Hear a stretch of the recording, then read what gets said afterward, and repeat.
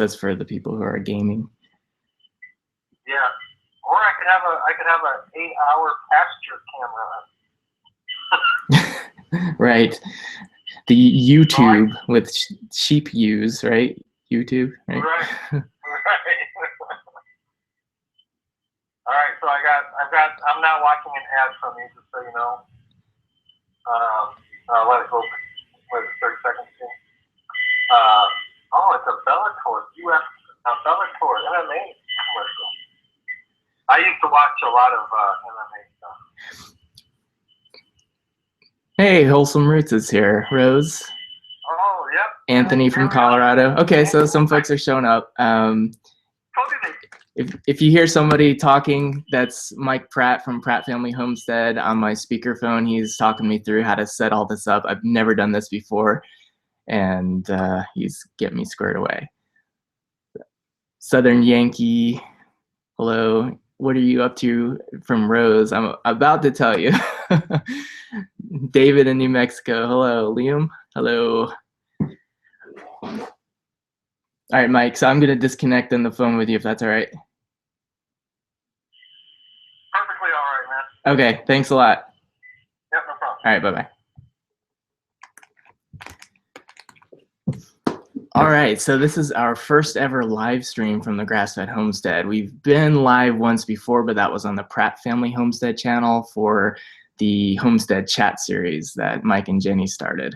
So why am I doing a live stream 8 o'clock on a, well, 8 p.m. Pacific on a Thursday? Two reasons. One, I actually have high-speed internet access right now. Normally, we don't have access to that where we live. I am on Vashon Island, which is an island off the Puget Sound in Washington State, attending the Farmstead Meatsmith workshop. And this is getting to reason number two. I'm doing this. Reason number two is because I'm at this workshop. I spent all day yesterday traveling to get here. I was not able to produce any video to have published for today. So I wanted to make a video just saying that there wasn't going to be a video today. And then I thought, hey, I have access to internet. I can do a live one real quick. So just for a few minutes to let you guys know that that was going on. Eric, I see Eric's on there. Hey man, Eric leaves a lot of good comments. Let's see. Oh yes, Rose, it's 11 p.m. in Georgia, of course. So Winston-Salem, North Carolina, also Eastern time zone. Chris, yeah. So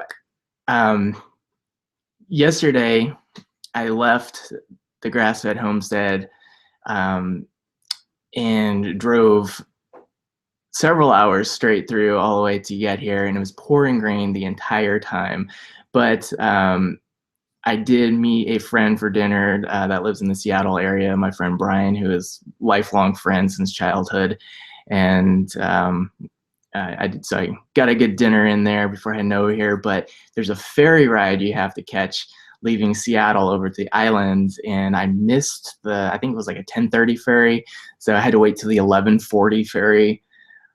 So I didn't get here where I'm staying. It's an Airbnb. They don't have hotels here on the island. It was well after midnight. And anyway, long story short, I didn't have any time for editing last night. As soon as I got in and settled, it was time to go to bed. And then today was all day was the workshop. Mike here is messaging me, make a moderator, however her name's select. Okay, let's do that. I'm gonna make Mike a moderator. If I can figure out how to do that real quick. There we go. All right, I got you, Mike. You're set up for moderation.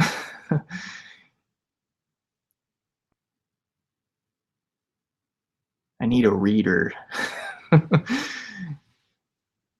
Highway Homestead from Tennessee. Awesome. I'm glad you guys found us. Do you guys have a channel too? You can just respond down there in the chat. That'd be awesome. I'll check you guys out if you do. Anyway, so the workshop was really, really neat. I don't know if you guys are familiar with the Farmstead Meatsmith, but if you're not, just do a quick internet search off in another browser and pull up some of their stuff. They have a lot of really cool video content about homestead scale, traditional butchery of hogs, and they also do lambs, goats, chickens, rabbits, all that kind of stuff. But I would say the real bread and butter for them is their hog workshop. It's a 3-day workshop. Today was day 1, which was slaughtering. And of course, you know, starting the process of breaking the carcass down, where you lower the pig into a 55-gallon drum of 147-degree water for about 90 seconds, maybe a little bit more, depending on the circumstances, to get a good skull, just like you would a chicken. And then you pull the pig up and scrape it to scrape the hair off and that first layer of skin off. So we did that to 2 different hogs, and then the evisceration process, right? The gutting, that was fun. And after we finished that, we got done, I want to say it was like 3 p.m.-ish. We had that was on farm at a farmer's place that was raising the hogs. So we took the hogs back to the butcher shop a few miles from there and started,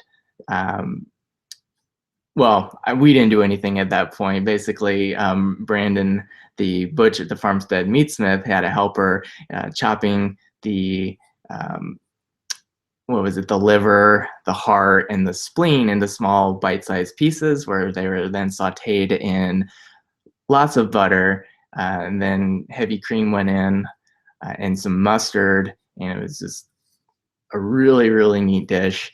I forgot the name for it. I'll have it in the video that I publish for you guys, of course, though. And then that was served with some salad, and it was absolutely amazing. I can't say that I've ever had pig spleen before. That was a real first for me. But I enjoyed it. I went back for more, so it was really good. Let's see if I can catch up on some comments over here real quick. Anthony, you're watching all of our videos in chronological order. Well, I hope you've been enjoying them, Anthony. There are a lot to go through, but I hear from folks every once in a while saying, hey, I just binge watched all your videos. I'm like, how do you do that? There's over 200 videos now, but I really appreciate that. That means a lot. That I guess it shows that they're interesting enough to watch one after the next like that. So I appreciate that. Oh, and Sam is here. Hi, Sam. I didn't know you would be up this late. Sam, I believe, is on Eastern time in Missouri. Is that Eastern? Actually, no, it might be Central. I don't know. Might be Central.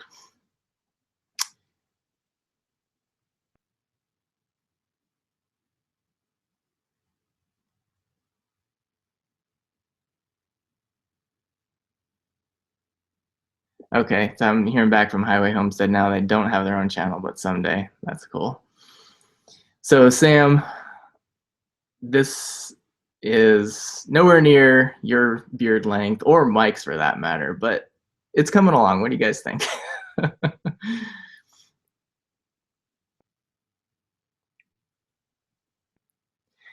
Anyway, so getting back to the workshop real quick, I'm trying to read the chats over here and get distracted. Anyway, so tomorrow we are going to actually be doing the butchery. So where we left it today is we have the 2 hogs, and they're broken down into 2 sides. So right down the middle. The kidneys and the leaf lard are still, or it's not lard yet, but the kidneys and the leaf fat are still inside the carcass. So tomorrow we're going to be harvesting the kidneys and the leaf fat for rendering to lard, and then we'll start breaking down the carcass into primals and then retail cuts from there. So I'm really, really interested in that process. It's so artistic and so interesting how you start with, you know, this big hunk of meat, and with just knowing the right places to cut, you get these beautiful pork chops. Or hams or the pork bellies, whatever the cut might be. So I'm really, really interested in that, really excited to be doing this. And then day 3 is going to be curing, essentially taking the ham, which is the pork leg, and salting it. That's it, really, salting it, pork belly, salting that, and just curing it out, turning it into ham and bacon, respectively. And then also some charcuterie, which is, I'm not entirely sure which ones we're going to be making, but in general terms, charcuterie would be, salami, prosciutto, those fine lacto-fermented, cured meats, essentially. Trying to think what else. Oh, and sausage making. That's the other thing we're going to do. Actually make some blood sausage. So when we harvested, or when the slaughter occurred, there was a gunshot, single 22 round to the head of the animal, which, of course, killed it. But then the knife was cut there to cut the artery, and there was a bleed out. Well, the Farmstead Meatsmith, he has a bowl, and he harvests the blood as it's coming out, so nothing goes to waste. He uses it all, and as long as you keep stirring the blood, it doesn't coagulate. All the platelets, when they're exposed to oxygen, of course, want to coagulate and scab. So if you keep stirring it, that prevents that from happening. And then it's poured through a strainer into a mason jar. And we got about a quart for each hog. And that's saved for day 3, where we're making blood sausage, where just my basic knowledge of having seen it done in some YouTube videos before is essentially you take chunks of the back fat and mix it with the blood and letting it get gelatinous. And I want to say, I don't know how much time it takes, I don't remember, but essentially you get a sausage, the blood turns kind of mealy, I guess, and you have the chunks of fat in there, and it's, I guess, an exquisite sausage. I'll find out Saturday, I guess. So that's kind of where we're going with the workshop over the next couple days. And I found out about the Farmstead Meatsmith in October-ish of 2013, I believe. And ever since I found out about him, I've been just absolutely dying to get to one of his workshops, and everything just kind of lined up where I was able to do it this time, right before we're getting into all our breeding stock and probably restricting my ability to do any traveling for a while. So I figured this might be my last shot, so we went for it.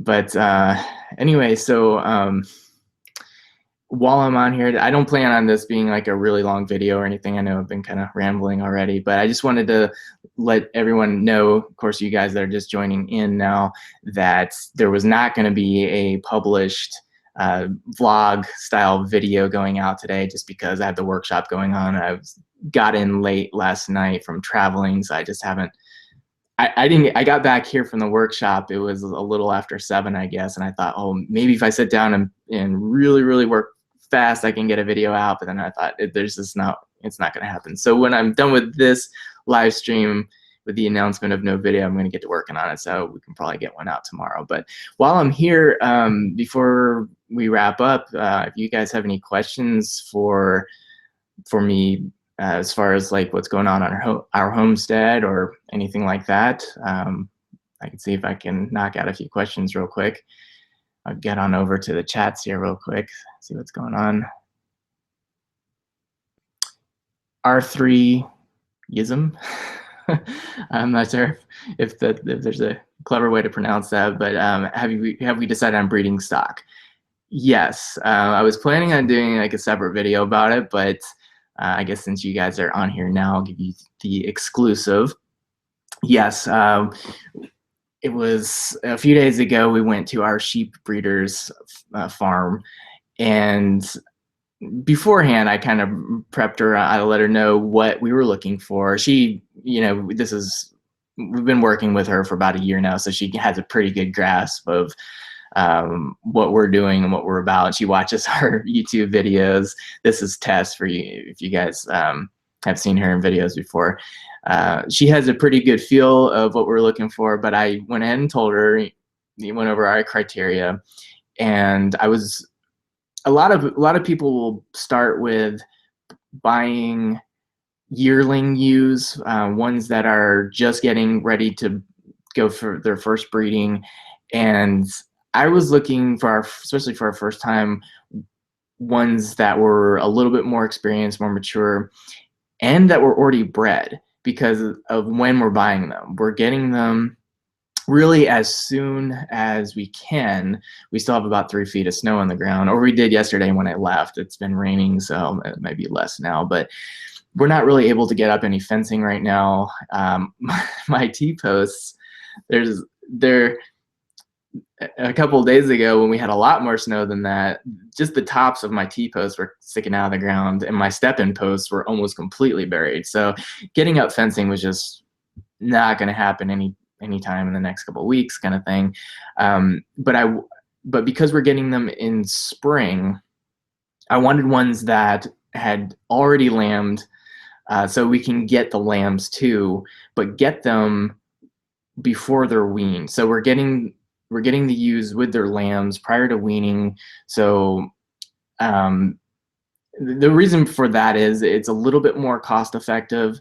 They're less expensive to buy when the lambs are, when they have not weaned yet, and they can come with their mom because they're still on milk. They're still on their mom's milk. So because of that, they're not on pasture consuming grass or hay or any other supplements at that point. So they're available for a cheaper price the sooner you get them, basically. Plus, they're sold by the pound, so when they weigh less, they're cheaper. So there's a little bit less barrier to entry going with that. So this is a really long-winded answer to your question, but the 4 that Tess had presented to us, we decided to get all 4 of them.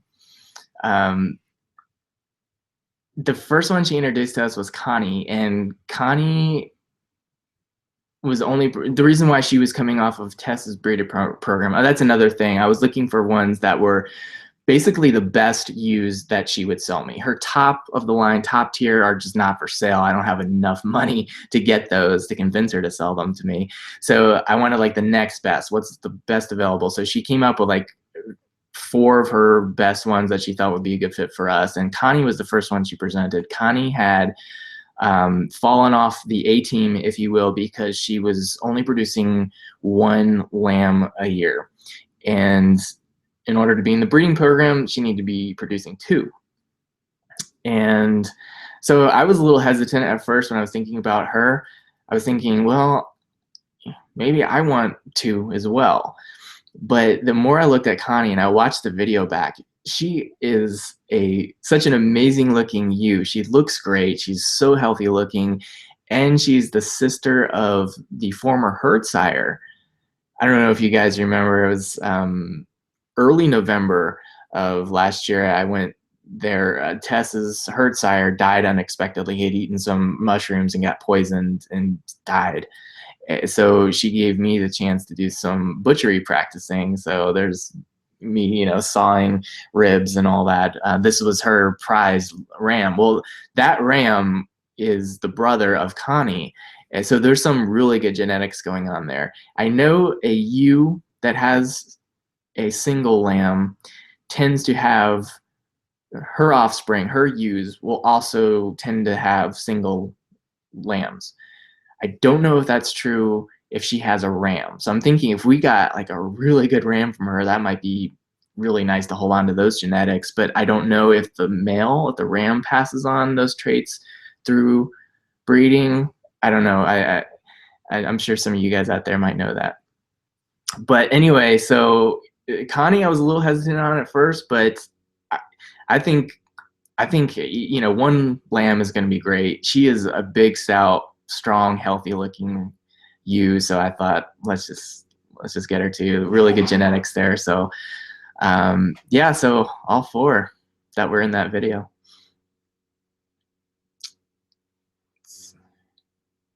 Has Paul scared Has Paul scared you into moving somewhere else? This is from Lewis Moten. I'm sorry if I've missed other questions while I was rambling that last answer. Yes and no. Are we moving anywhere else anytime in the foreseeable future? No. When we first moved in, I had that incident that I described in the video about the neighbors spraying chemicals, and I was really bothered by it because I thought we were kind of leaving the whole ChemLawn neighborhood thing, and then here we are, like now we're at like an industrial scale ChemLawn all around us. So it was really frustrating and disappointing, and I was a little uncomfortable with it going at that point. I was because I had thought that I want to put in all these trees and grow all of our food here, and I just started having concerns about overspray and then the water table contamination. So I was a little uneasy about it for a while, but then the more I look around with what I'm seeing now, I now know what I'm looking at when I'm seeing agricultural land. And the more I look at, this is just not because I'm actively looking for real estate, but just casually driving around, I'm seeing it's everywhere. And I don't know that unless you move to a forested mountain like Paul advocates, you're probably not going to find something that, where there's not a lot of people around spraying. So,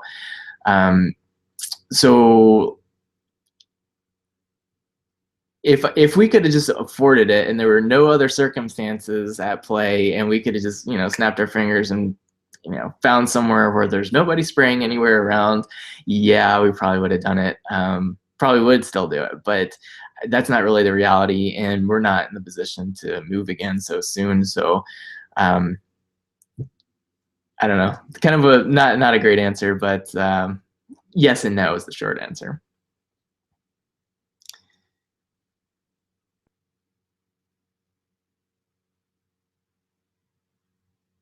Isaac, how are you doing with little buddy and the beautiful one? Well, the beautiful one is Rebecca Rhodes. That's of course her moniker, but Ashley is also beautiful, as it turns out. So they are both home. Ashley is not traveling, so she's home with little buddy, and I miss them terribly. Of course, I'm not used to being away from him. I went to Atlanta at the end of last November, early December, and that was the first time I was away from him in, I don't know, 2.5 years or something like that, and that was really hard. But I know, like, this is a time to really invest in learning these skills that I can really apply back in the homestead. So this is not just, this isn't just entertainment, this trip. It's highly educational and very valuable investment. So I'm kind of taking that into consideration every time I'm thinking about things being away from them. I'm like, yes, but it's only for a few days and they're doing great at home, so it's okay.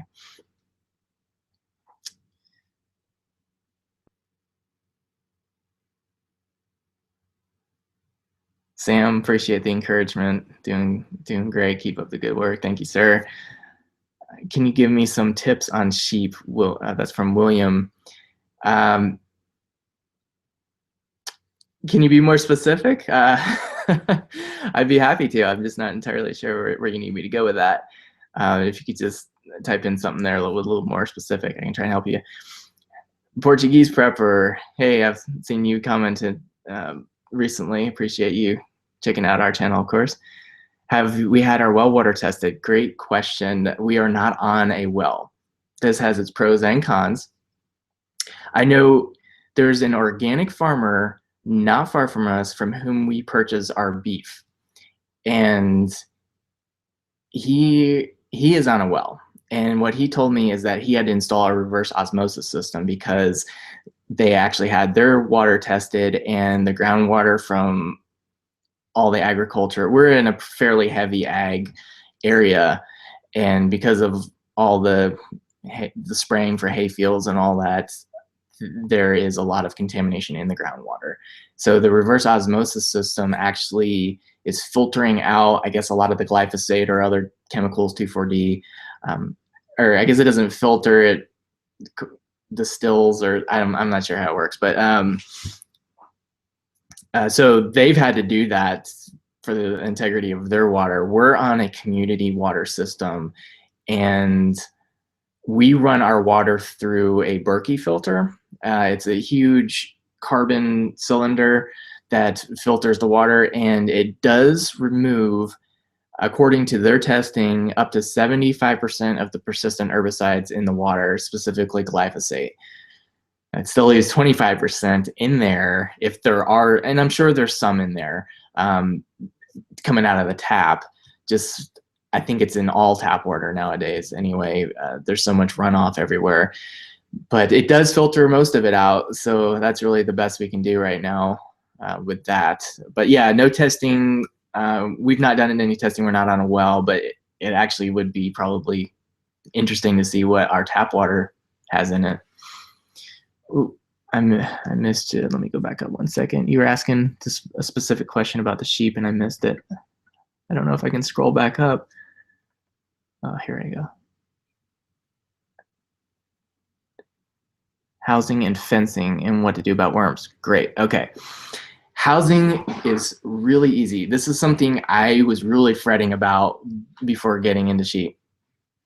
And in fact, if you go back to around September in my videos, I fumbled through building the sheep shelter. I put it on 12-foot skids and put metal panel roofing and made a 3-sided structure and all that. And in the end, it turned out pretty decent. I messed up on the roofing, on the purlins and all that. I didn't have purlins on there, so my roofing panel is going the wrong way. But 3 feet of snow on the ground and probably, well over an inch of ice on that roofing, and it didn't buckle or anything with the roofing panels running the wrong way. So not the best engineering, but it worked. Anyway, so housing, 3-sided structure is probably the most you need. The sheep do not need to be in a barn with a closed door or anything like that. In fact, they do better with great ventilation. So a design that I've seen over and over now that I really like, and I did a light version of it when I first got the sheep in the summer, but that's the arched over cattle panel. And essentially you can do the cattle panel greenhouse that we have and not put greenhouse film over it, but use a tarp. And we built that thing with the expensive greenhouse film for just under $300, I think. So if you're just using a tarp instead, it would be a lot cheaper. And plus, you don't have to engineer it nearly as much as we did for sheep. But basically, just arch some cattle panels over on them, and you don't even need to put all the framing around it. Arch cattle panels, tarp it, 2 to 3 of them lined up in a row, give you a huge amount of space to house sheep.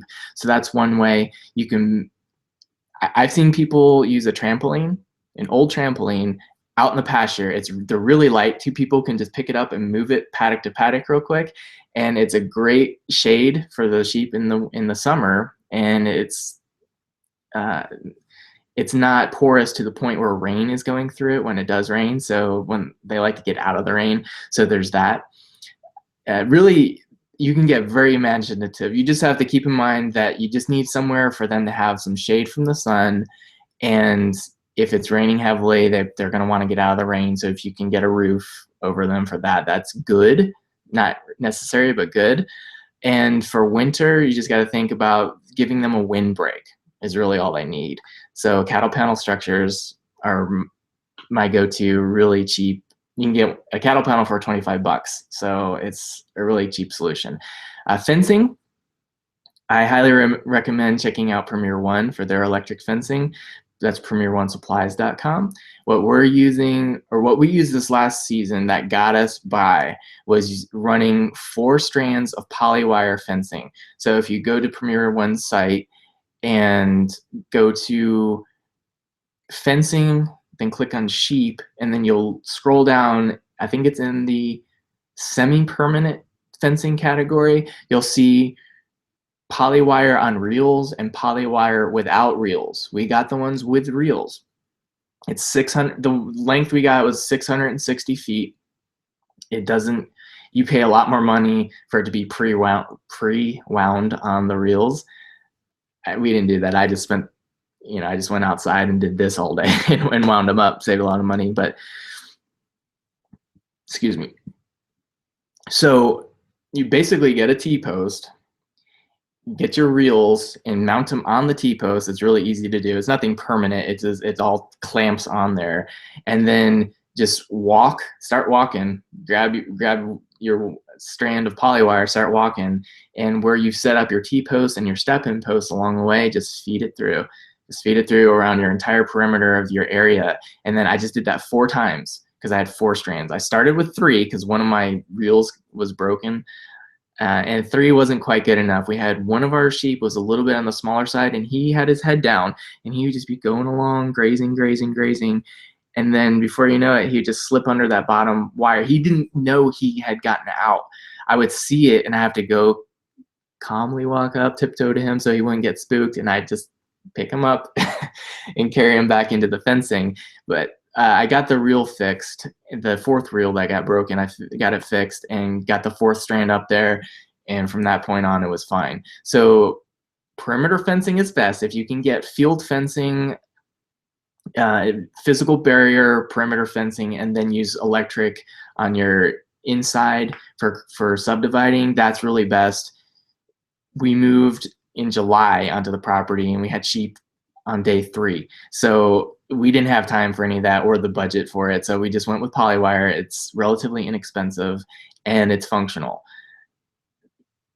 This year we're going to try and do the perimeter fencing. That's a goal of ours because it would be a lot better. Because if the fencing fails for some reason, the electric fencing, and there's going to be that physical barrier to still contain the sheep, and it's also going to be better with predator mitigation as well. And keeping in a livestock guardian dog, giving them that, not keeping them in because they can go over it still, but it shows them where the border is. So I think there was a third part to that question, and I don't remember it. So let me see if I can find it back. Housing, fencing, worms. Okay, good. Worms, I'm glad I went back to look at that. If there's a 3-prong approach that I use to maintaining the sheep as far as their health goes. The first one is rotational grazing. If you are doing rotational grazing, you are going to have a lot less issues with parasites or any other diseases. You're far less likely to encounter any problems with this if you keep moving the sheep from paddock to paddock. If you leave them in one spot for a long time and the manure is building up, the life cycle of the parasite is continuing through that one spot, so the sheep is going to pass parasite, re-ingest it, and it just keeps going from there. So that is completely mitigated by moving the sheep, ideally every day if you can do it. I wasn't able to do it every day. We just weren't set up for that yet. I was doing it every 5th-ish day. But ideally you keep moving them frequently, and that mitigates a lot of problems right there. Number 2, diatomaceous earth.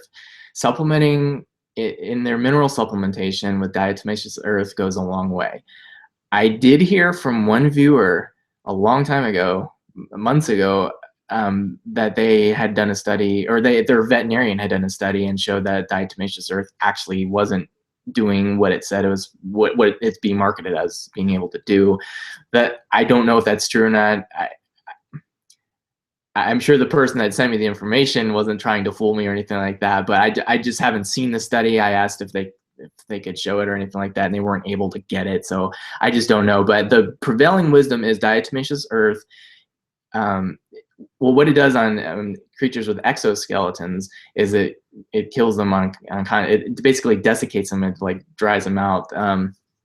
And so the debate in this study was, well, does it do that with parasites because they don't have the exoskeleton that insects do? But anyway, but the prevailing wisdom with diatomaceous earth is that it will wipe out the parasites as it's ingested by the animal. And so that's step 2. Step 3 is a natural worm dewormer. And what I do is, it's a mix of garlic, molasses, and water and this is administered through a drench. And then as a supplement to that, you can actually add some apple cider vinegar to their water supply, and that is also supposed to help keep the parasites at bay. So the ratio with the molasses and garlic thing is it's a tablespoon of garlic, a tablespoon, and that's garlic powder, and a tablespoon of molasses per head. So if you're doing 4 sheep, which is what I did, then it was 4 tablespoons of each of those, and then I mixed it with water, and then the drench is basically, it looks like a syringe. I guess it is a syringe, but instead of having a needle that you would see for human use, it's a tube at the end, and it kind of curves at the end, and you can get it in the animal's mouth and squeeze the stuff in there. The molasses helps in the palatability, and it has a lot of nutrition in it as well, but it helps the palatability. I think the real effective ingredient is the garlic in there, and that is antimicrobial, anti-parasitic herb or spice, if you will. So that really helps clean out the sheep. Doing that quarterly will really, really maintain the health of the animal as far as the drenching with the natural wormer. Getting back to the ratio, for a lamb, it would be 20 millimeters or 20 cc's, 40 cc's for a ewe, and 60 for a ram, for a full-grown ram of the solution. So you just mix the garlic powder, molasses with hot water, stir it up into a slurry, and then get it, use the syringe and suck it up and put it in the animal's mouth, and that goes a long way for the health. So I hope that helps with some of your questions. Let me see what else we got here. How long are you going to grow your beard? Sam wants to know. Well, Ashley wants me to get it back down to what she would think as a manageable length. she doesn't like it. She's like Jenny with the Pratt family homestead. She prefers the cleaner look. I don't know. I'm not going to commit to any length, but I can say, like, definitely when the weather starts getting warmer, I'll crop it back some, but I may do it sooner. I don't know. I'm not going to commit to that right now. All right, let's see.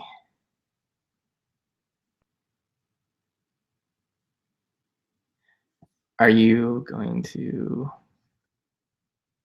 survey your land yourself? Yeah, great question too.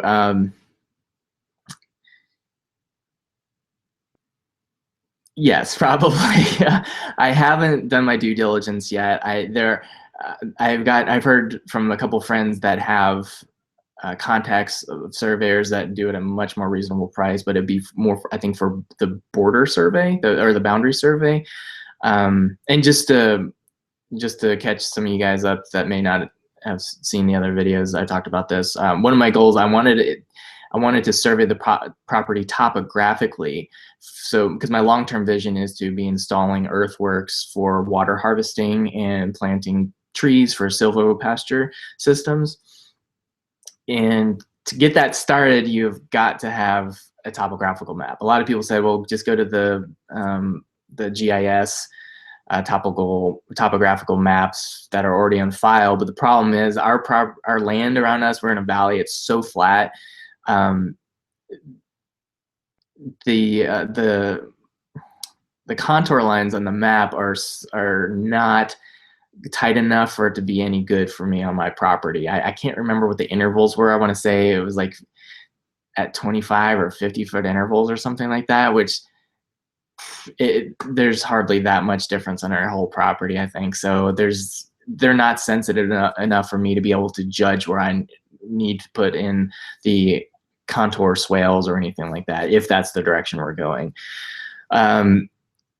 So I looked into having it done professionally, and it was not going to happen on this year's budget, the way the cost was running. So yeah, I've done, I've used laser levels and done, I physically stick the flag in the ground and found contour lines that way on previous projects. But this is a lot bigger scale. I may have to do that still.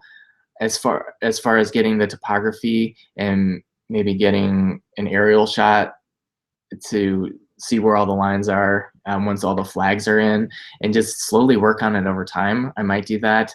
As far as the boundary goes, I've heard from a lot of viewers about this in comments, and some folks have emailed me about it, about if I just need to find the stakes, you know, and I can probably do that with a metal detector easily, because it's been surveyed before, and so I just need to go find those spots, and I probably don't need to pay someone for that. So so most likely, but I need to do my due diligence and see if a professional can do it at a more reasonable rate. That way I can get the computer imagery in, which would go a long way for helping doing a permaculture design, if you will, having the actual computer drawings. So I need to scroll down a lot. I'm way behind. Anthony, I know you've said you're set up in the Northwest in the Panhandle of Idaho, but about how many miles are you from Coeur d'Alene? I don't want to be too specific with where we live, just to try to maintain some level of privacy. Before we even started our YouTube channel, I was extremely private with everything. I didn't even have a Facebook page until we started the YouTube channel. So I've definitely had to relax a little bit about that. But I'll just say that we're in a reasonable proximity to that area. We're in, I say the greater Spokane area because that's kind of our main city if we need to go to have city services, that kind of thing. But I guess that's probably about as specific as I want to get at this point. Sorry, Anthony.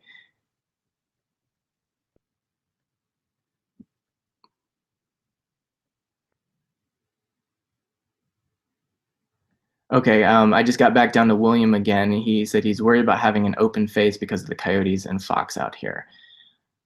I'm assuming we're still talking about the sheep. That goes back to having livestock guardian dogs and perimeter fencing and all that. And this is an issue that's really, really picked up for us the last few nights.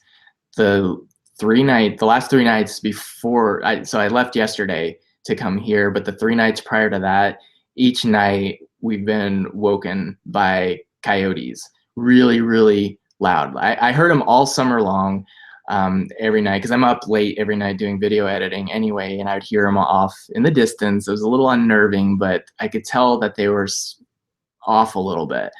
The last few nights, they have been literally on our property with how loud and close they are, and to the point where in the middle of the night, the chickens, they started squawking and they were in a huge ruckus, really upset, to the point where I thought a coyote had gotten in our greenhouse and was devastating our chicken flock. I went running outside in my pajamas with the flashlight and everything, and they weren't. The greenhouse was intact, everything was fine, but they were just really upset because of the proximity of the coyotes. They were really loud. It was dark. I can't see, I don't know exactly where they were, but they were really close. So this is like a near and dear issue to us. We really need to get going with the guardian dog and everything, especially before the sheep get there. But anyway, so yeah, I highly encourage you to look into livestock guardian dogs. If you don't have that and you're running the polywire fencing and everything like that, I still think, I don't think that will stop a coyote. I think the coyotes will go right over it. Cattle panel fencing, I've heard that they can't quite make it over the cattle panel fencing, but they can tunnel under, which is an issue. But all last year, all we had was the 4-strand polywire perimeter fencing. We had the cattle panel corral, which they used when we first got them for a while. And we have a lot of wild predators in our area, and we didn't have any issues. I'm not saying you won't, and I'm not saying that we won't in the future, but it just worked. We just took a chance with it. But yeah, if you can look into livestock guardian dog and perimeter fencing, where if you have even 4 or 5 foot perimeter fencing and you can run 2 strands of polywire that's electrified above that, which is something I'm looking into. That's going to give you a little extra protection as far as someone being able to get over it. I don't have a really good answer behind that though, but I guess what you're talking about is the shelter situation. I would not rely on a shelter to be your defense, I guess is what I'm getting at. Your defense needs to come from a livestock guardian. And if it's not a dog, a donkey, or a llama. Both of those I've heard fantastic things about as far as protecting the animals. So yeah, I would not be concerning yourself with trying to get a structure strong enough to provide protection, because it's more important that the likelihood of the animal attack is probably lower than the issues you're going to have if you have the sheep indoors tightly confined, unless you have a barn where there's slats between the wood and air is getting through. But if you have like a metal shop building, not gonna be good for their health, I guess. So let me get back down here.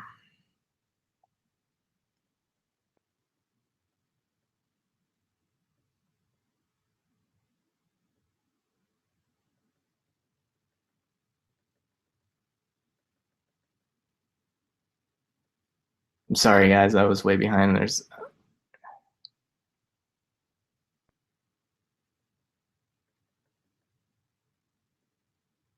I'm going to try to at least get one more question in here for you guys, if I can find one here real quick.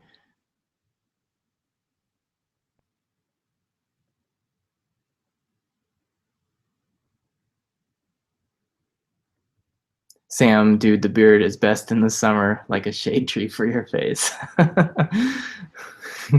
Good point.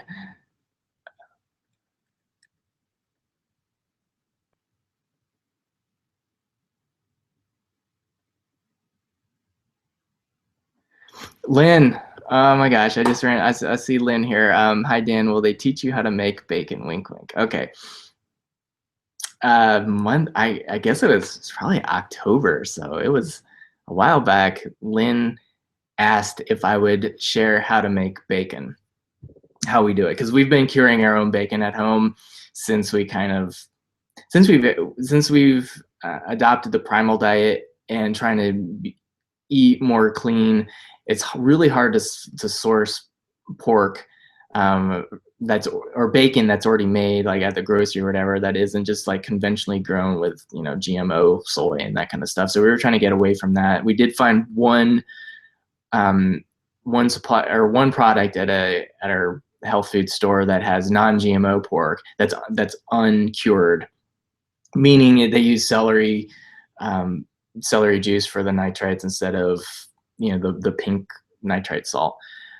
So we buy that sometimes when it's available, but it's often not available and it is expensive. So we took to curing our own. We would order from a farmer a whole hog or a half a hog and tell the butcher we want the entire pork belly intact, because the butchers now, if you are buying a hog from a farmer and they're sending it off to a butcher and they're going to cure your bacon for you, I don't know if this is true in a lot of places, but it is true here from the butchers we have around us, that they use corn syrup or dextrose or different things like that to help or aid in the curing of the pork. And to me, that just defeats the whole purpose of having high quality pork that isn't fed, GMO corn and stuff like that, because you're putting high fructose corn syrup on it, which is GMO, and not to mention it's not good for you. But they're adding that dextrose, same thing. It's just a different type of sweetener derived from genetically modified corn. So we were trying to steer away from that, and we couldn't find it from any local farmers. It was not the farmers' fault; it was the butchers were doing that, just because there wasn't a demand for not doing that, really. So we were just like, oh, let's just do it ourselves. So the Farmstead Meatsmith, I turned to him. He has a PDFs you can download from his website. They're not free. I don't remember how much I pay for, but it's nominal cost, and you learn everything you need to know about making the bacon. So I did that, and we've done it a few times, and it's come out great. So Lynn asked if we'd do a video on it. And I actually did a video on it a year and a half ago or so. I didn't even have a YouTube channel. I was just making a video on it. And I can actually dust that one off, and I may have to do that and put that one out. But in it, I was using sugar as part of the cure. This is before we completely eliminated all the sugar out. We were primal at that point, but I was still using sugar for the curing process just because it says so in the PDF. You got to use the salt and the sugar. Well, you don't have to use the sugar. And so anyway, I was going to make a new video for Lynn the primal way, which is just salt, no sugar, nothing else. And I had the pork belly. Part of the process is I leave it in the refrigerator as the salt is drawing the moisture out of the pork. And I don't remember exactly what was going on at the time. If it was right around the time of our slaughtering of the lambs, or I think it may have been that, but something was going on. I got really distracted and I forgot about the pork belly in the refrigerator, and it got nasty. You have to drain it off each day. And anyway, I ruined it. I felt awful about it because it was a really nice pork belly. But since then, I've gotten two more pork bellies. They're in the freezer. I just haven't gotten around to thawing them yet. So I am going to, I was just actually thinking about this yesterday, thinking, hey, I'm going to the Farmstead Meatsmith class. This is going to reignite the flame in me to cure some more bacon for Lynn. I have not forgot about Lynn. I just haven't had the time to dedicate to doing it. But if I don't get it done soon, I'll just dust off the old video, put it together and push it out, and just pretend I don't use sugar. That's kind of where that'll go. I see Lewis here. Can you use a drone for topographic survey? What I was hoping to do is actually use GPS. It's the RTK. I'm forgetting the acronym. Real-time kinematic surveying is what it is. Okay. Basically, it's a GPS device that goes on, an ATV or any kind of mobile unit, and just drives across the field, and it gets all the elevation and all the contours of the land and all that, and just puts it into a program. I was really hoping for that because it gets super precise, and then you just take that information and you can hand it to your excavator operator, and if he has the computer in his excavator, he just plugs it in, and it just pick where you want it to go, and the excavator can actually do it perfectly on contours. I didn't know how expensive it was, but so can we do it with an aerial drone? I don't think that we can actually get the topography from the drone. I could be wrong about that, but we can use it to see the contour once we have it flagged.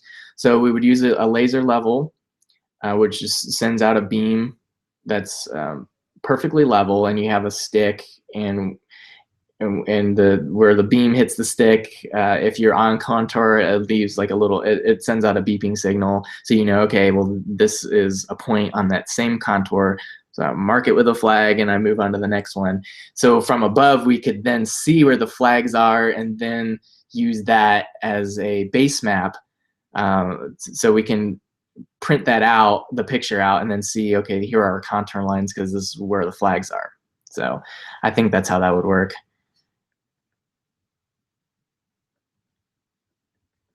I think no, I'm not all the way down.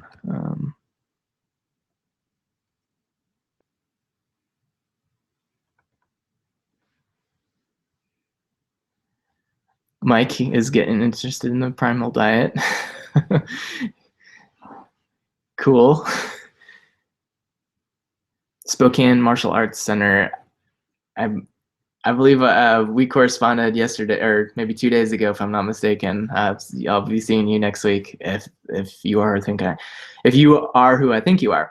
Please link the bacon PDF when you get up to putting up the videos. Okay. I can just tell you now too. If you farmsteadmeatsmith.com, again, farmsteadmeatsmith.com, click or go to that, and then in the tab section, I don't remember which tab it's under. It might be under education. Click on that, and then there's a drop down. It says the Butcher's Salt. I think that's what it's called, Butcher's Salt. And you click on that, and there's a whole array of the PDFs down there that you can click on and check out. But yeah, I'll definitely get you a link, especially if you send me a message. I'll get it right back to you. Okay, Kava002 asks, what's the purpose of this live stream? The whole purpose of it, I said it right at the beginning, and I realized there was like 7 people on at the time, so most of you guys didn't hear me say this. So I'll say it one more time, and then I guess we can probably wrap up. But the purpose of the live stream was because I needed to let you guys know I wasn't putting out a video today. I was traveling all day yesterday, and I was hoping to get it in at a decent time last night. Here where I'm staying, check out the room here. It's actually pretty neat little Airbnb studio, but I got in really late, and I wasn't able to put out any video yesterday, and I wasn't able to edit video from yesterday to get out today. And I was in the workshop all day, and I got back this evening right before really I started the live stream. So I wanted to live stream to let everybody know that I wasn't doing a video. Originally, I was just going to actually make a video saying I wasn't doing a video, but then I thought, hey, you know, I actually have internet access now that's high speed, and there's not a data plan. It's just unlimited internet. So I could live stream instead of making a video and uploading it. So I thought, why not? So that answers that. Anybody else with anything before we wrap up real quick? I'll give you a second to type here in case anyone's adding anything here.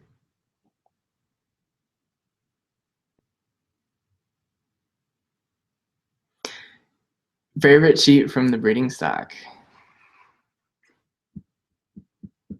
Yeah, a video about not a video. Sounds very Seinfeld-esque, right? Favorite breeding stock? I'm assuming you're asking of the 4 that we looked at, if there's one that I like the best.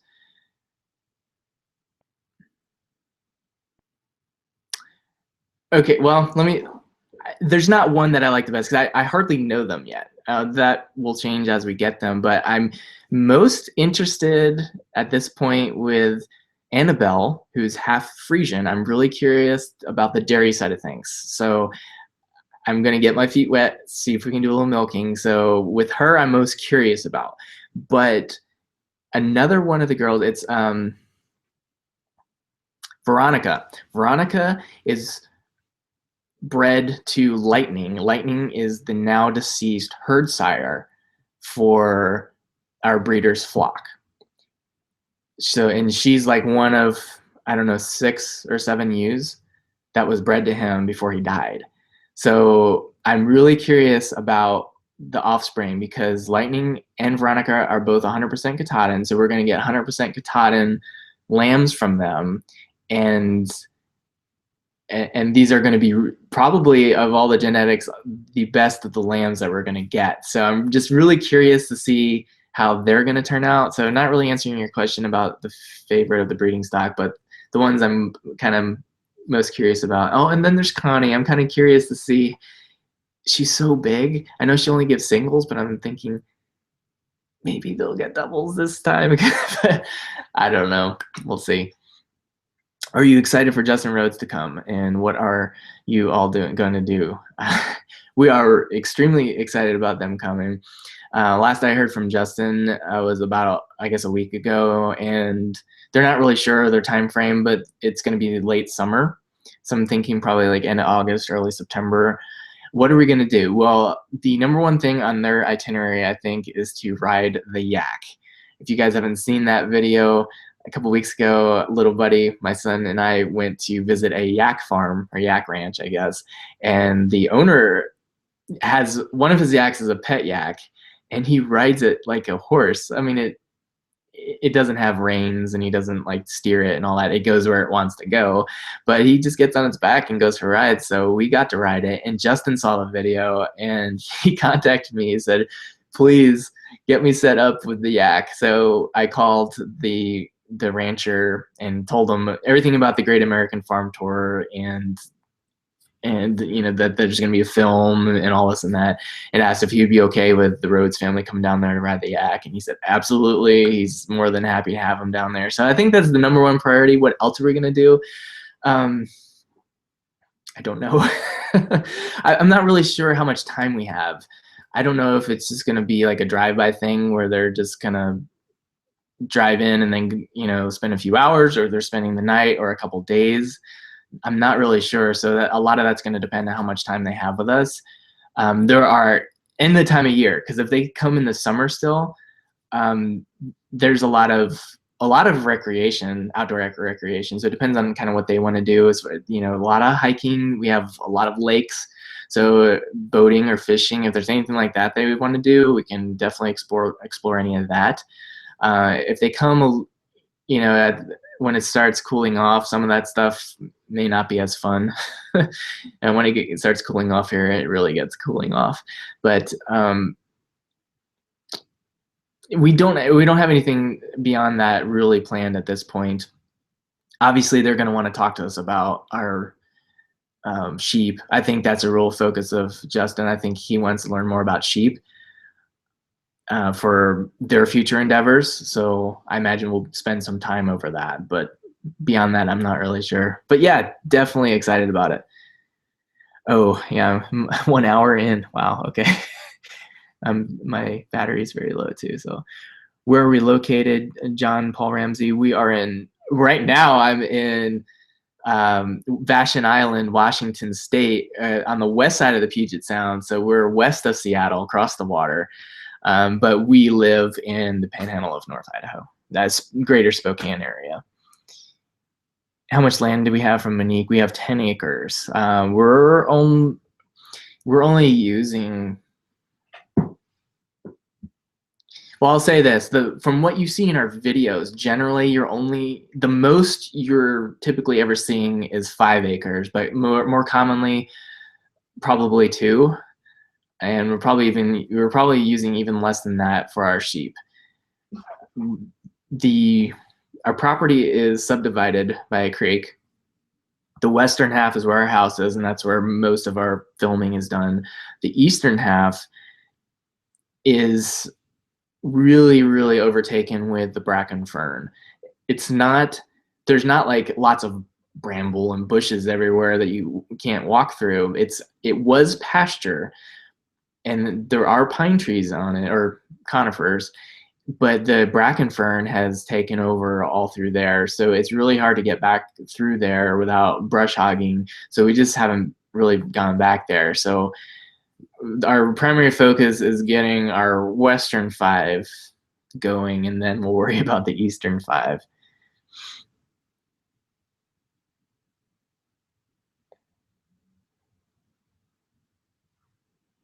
You're welcome, Monique. And I'm not seeing any other.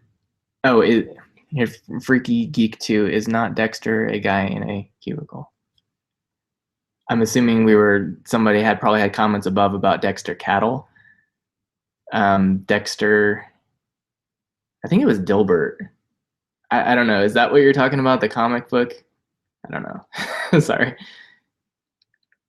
All right. Well, unless we get any last ETA and the pigs. Okay, that'll be the last one from Yvonne. I'm not pronouncing that right. Forgive me, Yvonne, Ivan. I'm not really sure. I know you're in the Quebec area of Canada. We've corresponded before. I'm sorry about the pronunciation, but ETA on the pigs.